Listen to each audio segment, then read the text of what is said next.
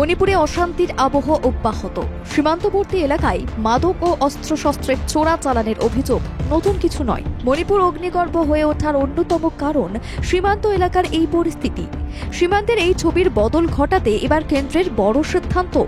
Bharat Myanmar সীমান্তে নজরদারিতে কড়াকড়ি করার সিদ্ধান্ত। সীমান্ত ঘেরা হবে কাঁটাতার দিয়ে।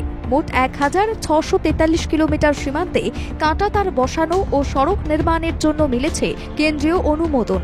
প্রায় ৩১,০০০ টাকা ব্যয় করে ওই সীমান্ত বরাবর বসানো হবে কাঁটাতার। সূত্রের খবর, ইতিমধ্যেই মণিপুর সীমান্ত বরাবর এলাকায় প্রায় ১০ কিলোমিটার কাঁটাতার বসানোর কাজ সম্পন্ন হয়েছে। তবে শুধুমাত্র মণিপুরই নয়, মণিপুর ছাড়াও মিজোরাম, নাগাল্যান্ড ও অরুণাচল প্রদেশের সঙ্গে রয়েছে মায়ানমার সীমান্ত।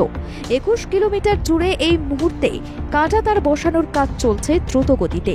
মণিপুরে এই অশান্তির পরিস্থিতিতে মায়ানমারের সঙ্গে গোটা সীমান্তের কাঁটাতার বসানোর সিদ্ধান্ত অত্যন্তই তাৎপর্যপূর্ণ বলেই মনে করা হচ্ছে।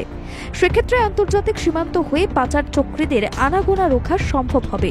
তাতেই মনে করা হচ্ছে উত্তর পূর্বের রাজ্যগুলিতে হিংসার পরিমাণ কমবে অনেকাংশে। ব্যুরো রিপোর্ট, বাংলা জাগো।